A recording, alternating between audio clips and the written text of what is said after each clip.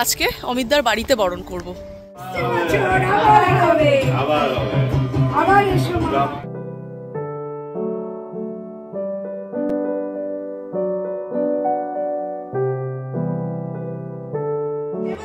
এটা দধিকর্মা খাচ্ছি।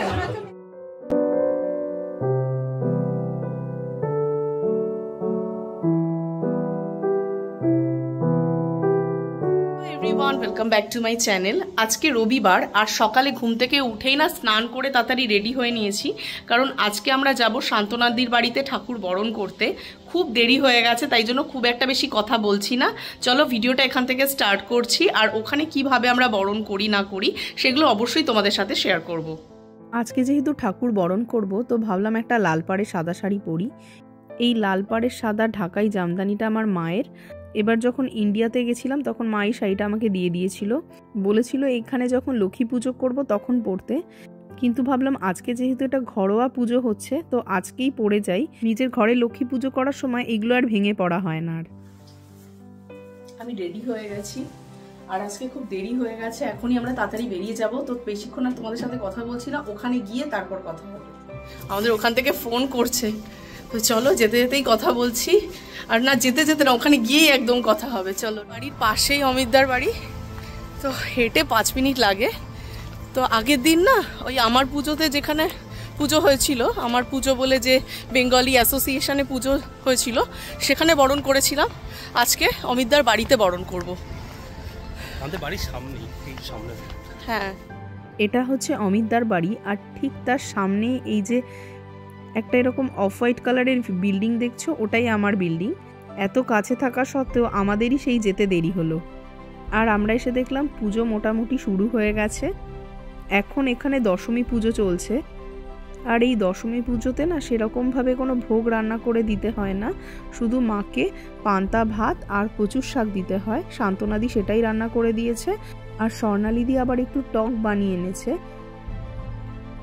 এই নিচ্ছি সবাইকে ভিডিওতে। হ্যাঁ,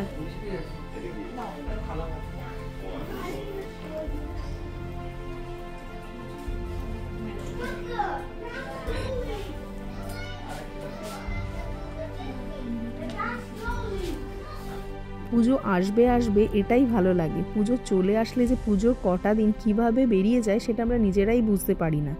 আমরা 2 সপ্তাহ ধরে এখানে পুজোটাকে এনজয় করলাম, কিন্তু তাও যেন চোখে নিমেষে কেটে গেল।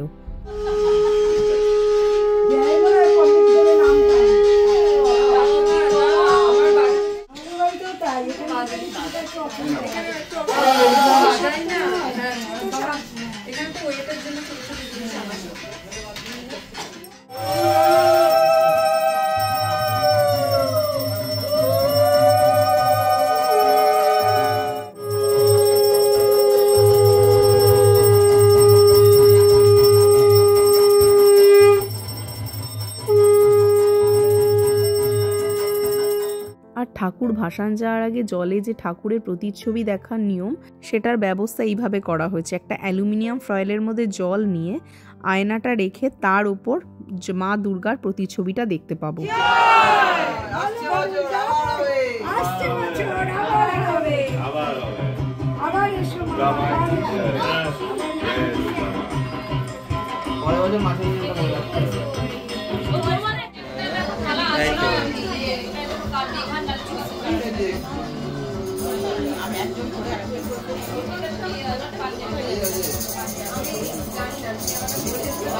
আমার থালাটা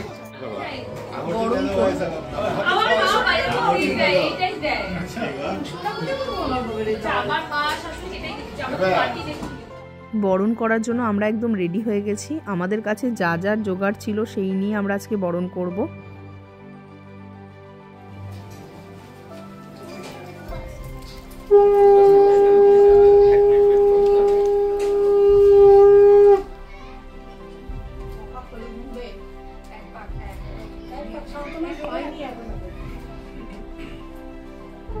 এখানে যে জায়গাগুলো আমরা বরণ করি সেখানে তো সব সময় যে দুর্গা ঠাকুর থাকে তাকে বরণ করা হয় না, একটা ঘটকে হয়তো বরণ করলাম, কারণ সেই ঠাকুরকে আবার পরের বছরের জন্য রেখে দেওয়া হয়। তো কোনোভাবে যদি সিঁদুরে ঠাকুরটা নষ্ট হয়ে যায় তো তার জন্য বরণ করা হয় না।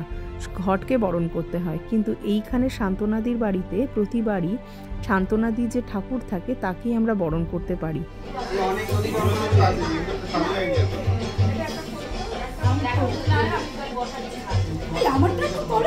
হ্যাঁ তুলছে, হ্যাঁ তুলেছি আমি।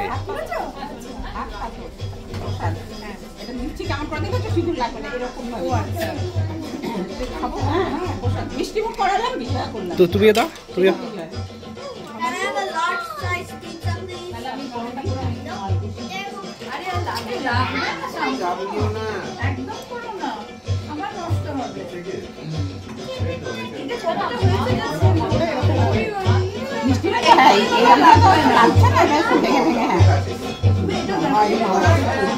টেকনিক।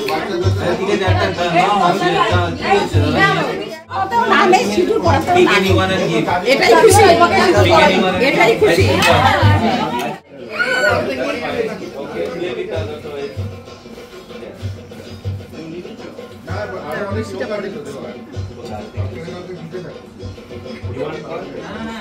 এটাই সৌভাগ্য।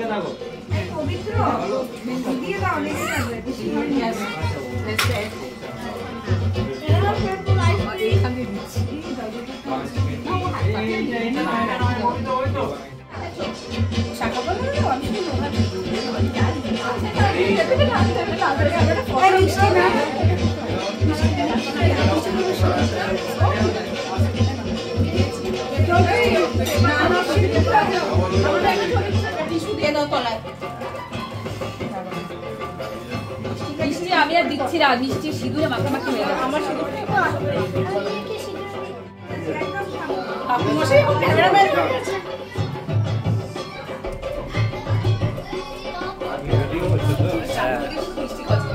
আমি ড্রোনের মতো দিচ্ছি।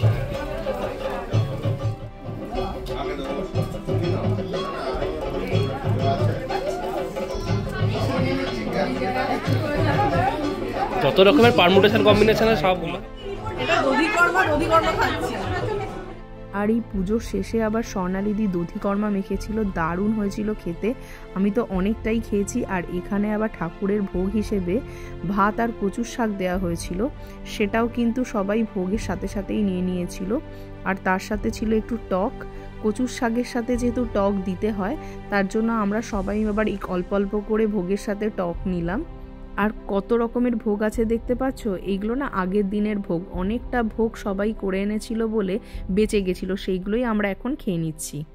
আর ভোগের থালায় খিচুড়ি, পনির, আর এদিকে আবার ফুলকপির তরকারি, আলুর দম, কচুর শাক, ছোলার ডাল, পাঁচমিশালি তরকারি সব আছে। বলো দুর্গা মাই কি জয়, বলো দুর্গা মাই কি জয়, বলো দুর্গা মাই কি জয়। পুজো শেষ হয়ে গেল, একটু তো মনটা খারাপ হয়। আমি আবার একটু বারান্দায় আসলাম। এই যে দূরে যে বিল্ডিংটা দেখতে পাচ্ছ অফ হোয়াইট কালারের, এটা হচ্ছে আমাদের বিল্ডিং। একদম শান্তনাদির বাড়ির বারান্দা থেকে সোজাসুজি এই বিল্ডিংটা দেখা যায়। মাঝে আমরা বাড়ি চলে এসেছিলাম, মানে ওই সন্ধ্যা একটু বাড়ি এসেছিলাম। এসে না আমি একটু মুসুর ডাল আর আলুর চোখা বানালাম, কারণ আজকে আবার বিজয়ার পরে একটা খাওয়া দাওয়ার প্ল্যান করা হয়েছে। সিম্পল মেনু, ডাল, আলুর চোখা আর তার সাথে মাটনের ঝোল, ব্যাস, আর কিছু না। আর চাটনি আছে। তো এই আমাদের খাবারের প্ল্যান। তো সেটার জন্যই ডাল আর আলুর চোখাটা আমি বানিয়ে নিলাম। আর এদিকে অমিত দাদের বাড়িতেই মাটন বানানো হচ্ছে ওইদিকে, আর স্বর্ণালিদি আবার চাটনি বানাচ্ছে।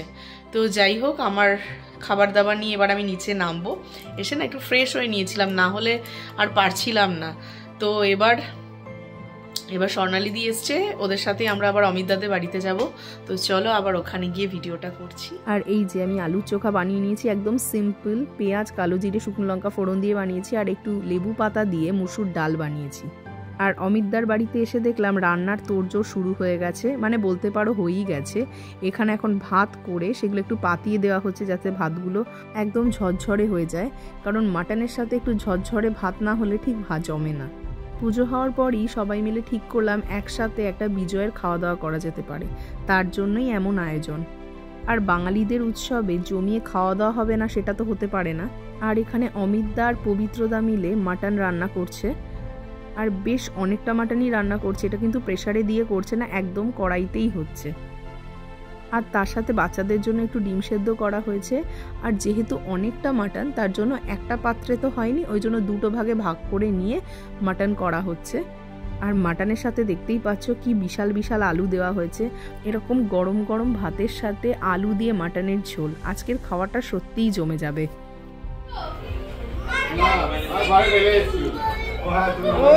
দারুণ দারুণ। পুজো আজকে শেষ আমাদের, হ্যাঁ সবারই খুব মন খারাপ। আচ্ছা, হঠাৎ করে ঠিক করলাম মনটা কি করে ভালো করা যায়। হ্যাঁ বাঙালির মন ভালো করা খাসির মাংসের থেকে বেশি আর কিছু হতে পারে না, বিশ্বাস করুন। হ্যাঁ ঠিক, গরম ভাত, খাসির মাংস, আর কি চাই? এটুকুই তো চাহিদা আমাদের, বলো? একদম ঠিক, একদম ঠিক। আজকে সবাই মিলে প্ল্যান করলাম যে খাসির মাংস আর ভাত খেয়ে আমরা পুজোটাকে শেষ করবো। আচ্ছা, আমরা সবকিছু পাই না এখানে, কিন্তু যেটুকু পাই সেটুকুই আমাদের জন্য অনেক।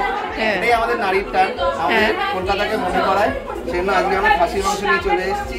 বাহ, সবাই মিলে রান্না করেছি, হই হুল্লোড় করে গল্প করেছি, এখন জমিয়ে ভাত খাবো। আপনারাও এনজয় করুন, আসছে বছর আবার হবে। হ্যাঁ একদম একদম। বাহ। আর স্বর্ণালী দিয়ে আবার একটু আমের চাটনি করেছে, আর আগের দিনের আবার একটু টমেটোর চাটনি ছিল, সেটাও নিয়ে নেওয়া হয়েছে। আর এখানে দেখো আবার এরকম প্যাকেট করা পান বিক্রি হয়। ভাত আর খাসির মাংসের পর এরকম একটা পান হলে তো ব্যাপারটা জমে যাবে, তো তার জন্যই এমন ব্যবস্থা। আর যেহেতু অনেকটা রাত হয়েছে, তো তার জন্য বাচ্চারা খেতে বসে গেছে। আমরা দূরদেশে থাকলেও এই সব উৎসবের দিনে যে সবাই মিলে একসাথে বসে খেতে পারছি, এটা কিন্তু আমাদের একটা বিশাল বড় ভাগ্য। সত্যি কথা বলতে আমি বেশ অনেকগুলো বছরই দেশে পুজোয় যেতে পারিনি, সেটা তো খুবই খারাপ লাগে। কিন্তু এখন না, এদের সাথে পুজোয় থেকে থেকে এমন হয়ে গেছে, এখন যদি কখনো দেশে যাইও তাহলে আবার এখানকার জন্যও আমার মন খারাপ করবে। যাই হোক, অনেক কথা বলে ফেললাম তোমাদের সাথে, এখন আমরা খাওয়া দাওয়া সেরে নিই। আর আমি আমার ভিডিওটা আজকে এখানেই শেষ করছি। ভিডিও ভালো লাগলে লাইক, কমেন্টস, শেয়ার করে দিও। আর তোমরা যদি কেউ আমার চ্যানেলে নতুন হও তাহলে কিন্তু অবশ্যই আমার চ্যানেলটা সাবস্ক্রাইব করো। আমার পুজোর সব ভিডিও আজকে শেষ হলো, এরপর অন্য একটা ভিডিওতে তোমাদের সাথে দেখা হবে।